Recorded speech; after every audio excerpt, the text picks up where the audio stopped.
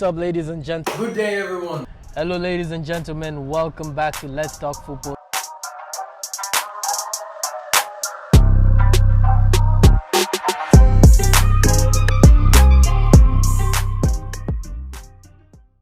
Welcome back to Let's Talk Football, guys. And today we are joined with a very, very special guest. He's someone that I'll honestly say he's someone that when you have a conversation with him, you will always feel inspired. You'll always feel motivated after every conversation. He's someone that has a lot of wisdom, and I'll honestly just have him, briefly introduce himself and who he is and what he does. Oh, thanks for your kind introduction, Hanssen. My name is Hanssen. I'm coming towards the end of my football career. No, hopefully not. Hopefully got a few years left to play. But played football for a long time in England. Played semi-professional football. Been playing in Thailand for the last 6 years or so. Amateur type football, but playing around good young players as well. Yeah. I'm also a PE teacher, so I'm involved in sport quite heavily. But it's a pleasure to be here today and to talk to you guys. Alright, so you have something to say? No, I'm just amazed. I mean, you've talked so much about him for ever since I started talking to you, really getting deep into it, and especially when it comes to football.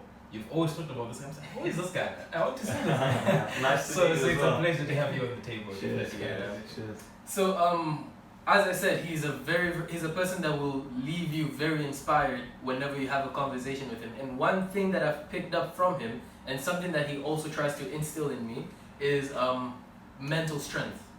Mm-hmm. Leon is someone that I genuinely consider to be very, very strong mentally, right? So I just wanted to ask you, was it something natural to you, or did you build it as you were growing? I think from a young age I was always confident, in my ability playing sport. Just through playing, playing and doing well, playing around other good players. That helps, Don't get me wrong, there's been plenty of times playing football that I've not felt confident. But I think your confidence comes with experience and with games, and also with maturity and with age as well. So I think it's something that's developing all the time. And I think a lot of players will always tell you, no matter what level they play at, the older you get, the more comfortable you feel in your own skin and in your own surroundings. And that transpires onto your performances, I think, onto the pitch as well. Oh. So you said that during your young years, you had some issues with confidence, right? Yep. So how did you handle it? How were you dealing with it? I think it wasn't so much confidence in my own ability. It was, when you play football, I think it's all about finding your level.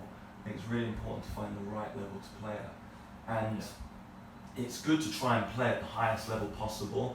But I think from a young age, perhaps, as everyone, I had aspirations, I wanted to be a professional footballer. But I think that where I wasn't in the professional scene at a young enough age, I was always playing catch up. So I was still trying to do as well as I could and get myself into the best places I could. But I think I remember when I was about 12 or 13, having a season where I was on the bench pretty much for the whole season for a team. And I think I wasted quite a bit of time there. But it's a fine line between aiming too high, not aiming too high, but aiming high, but also playing. You need to play. And probably that year, I probably should have gone to a different team at an earlier stage, got more football. Because that kind of, I feel like I wasted a year, and in your young years, it's a very limited amount of time you've got to get yourself in and around the level you want to be at. So currently you play for Siam Celtic, and you're the top player of the team, right? And there's I would say that for many top players, this is a stereotype that they have a lot of pressure on their shoulders, so that they can carry the team, through difficult periods, And I've actually seen it, when he plays, you'd find certain games where the team would be struggling and he'll just pop off with a goal. And then the funny thing is, he'll tell you that he didn't even have a good game, but he'll score 2-3 goals. Okay. So how do you manage to do this? Because it just demonstrates your mental strength, your mental ability, that even if you have a very difficult game, you still manage to pop off with a goal or two. Yeah, I think, to be honest, I think that comes down to fitness, to be honest. I think throughout my, whenever I've played football, I've always been quite fit. Yeah. And I've always tried to maintain that even more as I've got older. And I've always been confident that I'm one of the fittest players on the pitch, no matter where I play. Because it's something that I work on.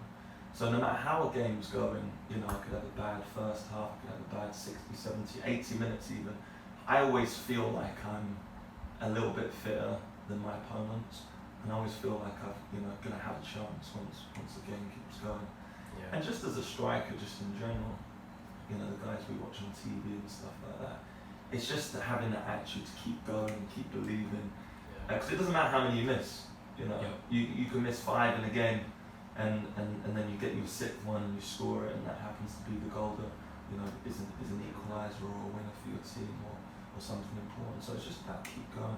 I think for me, as a striker, the worst time, or when you're playing badly, is when you're not getting chances. Yeah. If you're not getting chances, then you are doing something wrong. Perhaps you're not making the runs, you're not working hard enough, your positioning's bad, or you're not doing the right thing for your team. I think when you're not getting chances, that's a sign of you playing badly. If you're getting chances and missing, obviously it's frustrating when you miss, but never mind. You're putting yourself in a position, and at some stage, it's gonna go well for you. You're gonna score your goal, or you're gonna make an opportunity for one of your teammates. Just a quick one. In relation to maintaining your composure in the midst of pressure, how do you manage? Let's say you start off at a bad foot. Yeah. I've seen this with many football players that they can start off on a bad foot, and then that affects the rest of their games because already they're affected mentally. They're discouraged because they poorly played. They failed to meet the expectations first, and then it just goes to it. How do you maintain? Yeah, I mean, it can happen. I mean, it can happen. You can start a game off. I always try and start my game off in a simple fashion as possible. Work hard, get some early touches in, keep it simple, and I think from there your confidence will grow throughout the game. Whereas if the first time you get the ball, you try and turn and you try and beat 2 or 3 players and it doesn't work, you're starting your game off on a bad foot because you're trying to do something which is quite difficult. Yeah. I think you should take the small steps, ease your way into the game. That doesn't mean you don't work hard, you work as hard as you can, as soon as the game starts, but try and keep it simple, do the basics well, and you can gradually, ease yourself into the game and your confidence will develop as the game goes on. But for sure, I've had games, certainly when I'm younger, where you've started off, you've had a chance straight away, you've missed it, and then the next time your touch has been bad and the ball's bounced off you and the defenders knock you off the ball, and it can get on top of you. But again, all of these things, I think, with experience, it builds confidence. And now, even if I start off badly, it's just, I know I need to just go back to the basics. Yeah. Go back to the basics, have a few good possessions, and then, build from there. Yeah. So, in your career, during your lifespan of your career, you have definitely played like some games that had massive expectations, right? So, walk us through your mental preparation before these games, because we have players, for example, let's say there was that 2008 Champions League final situation with John Terry. He was stepping up for a penalty, then he missed. Also, Ronaldo missed a penalty as well in that same game.